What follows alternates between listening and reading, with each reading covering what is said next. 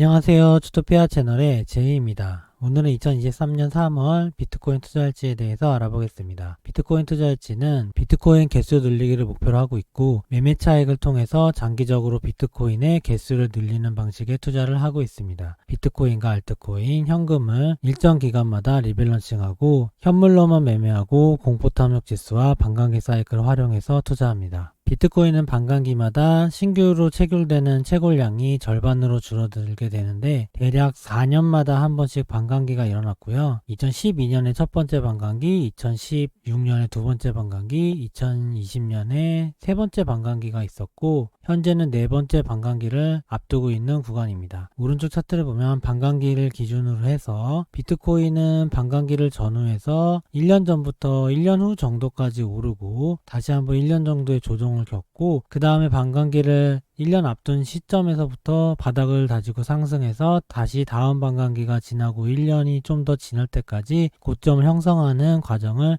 반복하고 있는데요. 이번에 2020년 5월에 반감기가 있었는데, 반감기 이후에 크게 상승을 해서 2021년 초에 첫 번째 고점을 찍고 2021년 말에 두 번째 고점을 찍은 다음에 1년 동안 하락했었고, 현재 네 번째 반감기를 450일 정도 남긴 전부터 바닥을 다지고 상승해서 거의 1년 정도 반감기가 남았는데 지속적으로 상승 중인 상황이고요. 과거 패턴을 반복한다면 반감기 1년 전이니까 지금서부터 지속적인 상승이 일어나서 2024년 4월에 반감기를 지나고 2025년 4월에 반감기가 지나고 1년 후가 될 텐데, 그때까지 새로운 비트코인 고점을 만들지 않을까라는 생각으로 비트코인 반감기를 투자에 이용하고 있습니다. 비트코인 반감기의 카운트다운은 여러가지 사이트에서 조금씩 다른데요. 대략 380일 정도 남은 상황이고, 반감기가 조금씩 변하는 이유는 신규로 체결되는 채굴량이 10분마다 일어나는 게 아니라 조금 더 빠르게 일어나기 때문에 비트코인 채굴되는 속도에 따라서 반감기가 조금씩 변하게 됩니다. 비트코인 공포탐욕 지수를 이용한다 했는데, 공포탐욕 지수는 리밸런싱의 참고지표로 활용하고, 비트코인 반감기는 좀 더 큰 주기로 투자를 시작해서 끝나는 시기에 참고한다고 봤을 때, 리밸런싱은 매도와 매수를 하면서 단기적인 시점에서 참고를 해볼 수 있는데요. 왼쪽에 있는 그래프는 비트코인 공포탐욕 지수를 그래프화해서 나타낸 건데, 2018년서부터 2023년까지 나타나 있고, 탐욕 지수가 70 이상일 때는 비트코인이 과매수 구간이기 때문에 매도 위주의 리밸런싱을 하고, 탐욕 지수가 30 이하일 때는 비트코인 매수 위주의 리밸런싱을 하면서 투자에 참고할 생각이고, 다만 여기서 반감기 사이클로 봤을 때 하락장에 해당되는 시기, 그러니까 여기서 파란색으로 표시된 시기에는 공포 탐욕 지수가 저점과 고점이 점점 낮아지는 시기이기 때문에 이때는 투자를 최소화하는 것을 목표로 해보려고 합니다. 지금 2023년은 과거 2019년과 유사한 점이 많은데, 과거에 2020년 5월에 세 번째 반감기였고 1년 전인 2019년에 미니 불장이 있었는데요. 여기 보이는 것처럼 공포탐욕 지수가 추세적으로 상승하는 구간이 6개월 정도 있었고, 마지막에는 공포탐욕 지수가 90 이상을 피크로 찍어서 짧게 일주일 정도 머물다가 바로 조정이 됐었고, 진정한 상승은 2020년 5월서부터 다시 한번 크게 상승을 했었거든요. 이번에도 반감기 사이클에서 아직까지 1년 이상 남은 기간이기 때문에 바로 지속적으로 신고가를 향해서 끝까지 간다는 생각보다는 중간에 2019년의 미니 불장처럼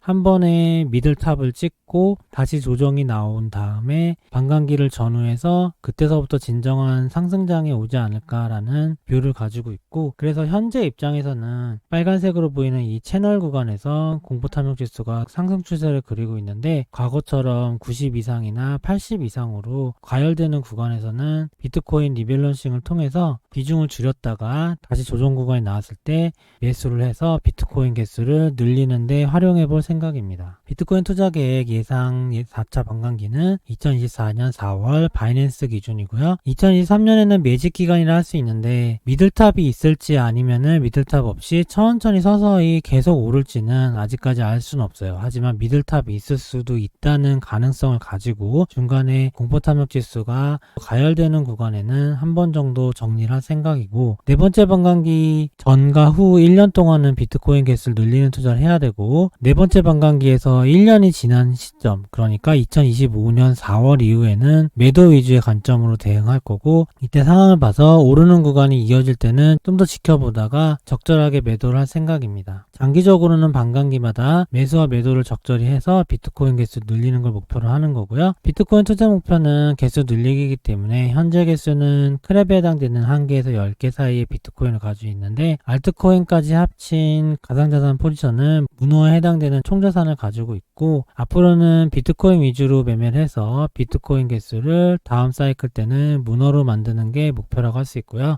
최종 목표는 물고기가 되는 거일 것 같은데 50에서 100개 사이 비트코인이고, 이게 가능할지는 모르겠습니다. 어쨌든 이번 사이클에서는 문어가 되는 게 목표인 것 같고, 비트코인을 보유한 지갑들을 온체인 데이터에서 분석해서 보유한 개수에 따라 분류한 표인데요. 이렇게 10만 개 이상 비트코인을 가지고 있는 지갑수가 4개라는 거고, 100개에서 1000개까지 보유한 비트코인의 지갑수는 14,000개, 이런 식으로 보는 거고요. 비트코인이 1000개 이상을 고래라고 하는데 1000개에서 10,000개 사이는 1901개로 누적 2000개 정도가 넘는 비트코인 지갑이 고래에 해당되는 1000개 이상의 비트코인을 가지고 있고, 제가 해당되는 크랩 1개에서 10개 사이는 83만 3,400개의 비트코인 지갑 개수가 있고, 누적으로 따지면 상위 2.17%의 보유량이라고 할 수 있고요. 전체적으로 가격이 올라서 비트코인 보유 지갑의 보유 자산이 늘어나고 있는 상황입니다. 이번 비트코인 상승에서 특이할 만한 점은, 과거에 비트코인은 가치 저장 수단의 내러티브로 세 번째 반감기의 상승을 이끌어냈고요. 원래 비트코인이 탄생한 거는 사토시 나카모토가 2009년에 첫 번째 제네시스 블록에 새긴 것처럼 무분별한 은행의 구제 금융을 비판하면서 비트코인이 탄생한 거거든요. 근데 마침 이번에 실리콘밸리 뱅크를 전후로 미국의 은행이 3개 파산했고, 그 이후로 크레딧 스위스, 지금은 도이치 뱅크까지 위기가 이어지고 있는데, 현재 위기는 은행의 뱅크런과 파산 위기고, 구제금융이라고 하진 않지만 유사 구제금융으로 은행들에게 유동성을 공급하고 있는 상황이거든요. 연준이 하고 있는 BTFP나 그리고 재할인 창구 대출 증가 같은 걸 보면 이미 2008년 금융위기 이상으로 돈을 풀고 있기 때문인데요. 물론 은행에 국한된 거긴 하지만 양적완화 비슷한 처치를 지금도 하고 있는 중이고, 이번에도 결국에 은행을 살리기 위해서 유동성을 풀고 있기 때문에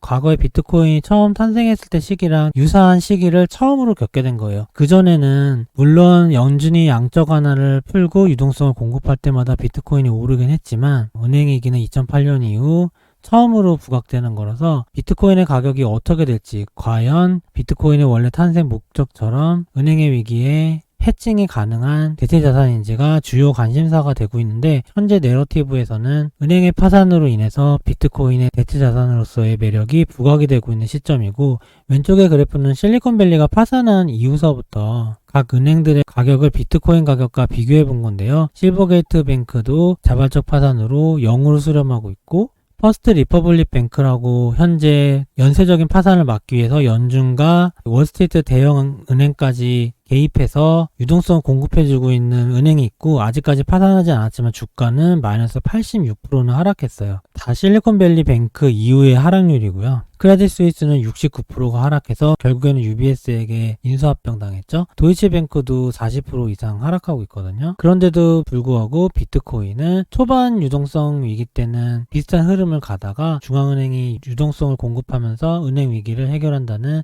소식이 전해지고 나서부터 비트코인은 크게 반등하고 있고, 아마 반등폭이 40% 이상 반등했을 거예요. 올해 YTD 연간 수익률을 비트코인과 금, 그리고 실리콘밸리 뱅크, 퍼스트 리퍼블릭 뱅크, 크레딧 스위스를 가격을 비교한 그래프인데, 실리콘밸리 뱅크는 파산했기 때문에 중간에 가격이 끊어졌죠. 마이너스 52% 올해 수익률이고, 퍼스트 리퍼블릭 뱅크는 아직까지도 파산하지 않았는데 벌써 마이너스 90%를 향해 가고 있고, 크레딧 스위스는 인수합병 됐는데도 계속 주식 가격은 하락하면서 73% 하락을 기록하고 있는데, 금은 비트코인처럼 은행의 유동성을 공급한 시점부터 반등을 했어요. 그래서 7.3%의 올해 수익률을 거두고 있고, 금이 달러를 대체하는 자산으로서의 역할로서 오른 건데, 이 역할을 똑같이 비트코인이 할 수 있잖아요. 비트코인은 디지털 금이라는 내러티브가 있고, 또 비트코인의 탄생 자체가 은행을 구제금융했을 때 탄생한 거기 때문에 오히려 금보다 더 부각을 받으면서 비트코인은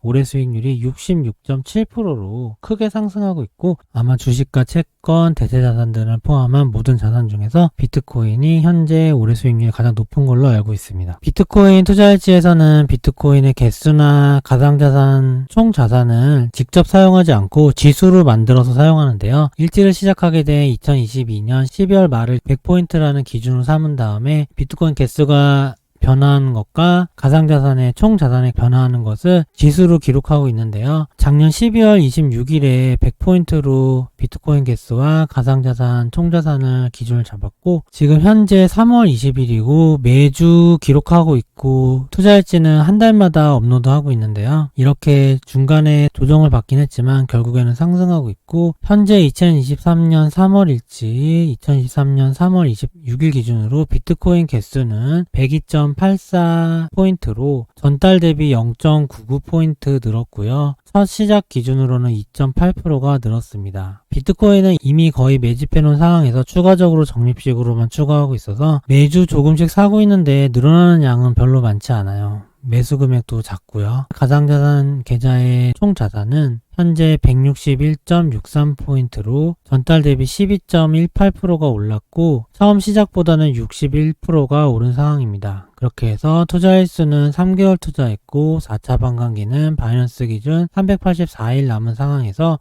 투자 수익률은 61.63%를 기록하고 있습니다. 아까 보면 비트코인의 올해 수익률이 64%인가 그런데 제 투자일지의 수익률도 61%니까 비트코인을 100% 포함한 포트폴리오와 제 비트코인, 알트코인, 현금을 합산한 포트폴리오의 수익률이 거의 유사하게 흘러가고 있고요. 과거에 한번 언급한 적이 있었는데, 저는 알트코인과 현금을 섞어서 비트코인과 유사한 CAGR을 거두면서도 변동성을 비트코인 100%보다 좀 줄여보는 방식으로 투자를 진행해 보려고 포트폴리오를 짠 상황이고, 앞으로도 비트코인 전부만 투자하는 것보다는 현금과 알트코인에서는 이더리움을 중심으로 해서 투자를 이어갈 생각입니다. 물론 가장 핵심은 비트코인이 될 것 같고요. 오늘 영상은 이만 마치겠습니다. 좋아요와 구독 부탁드립니다. 감사합니다.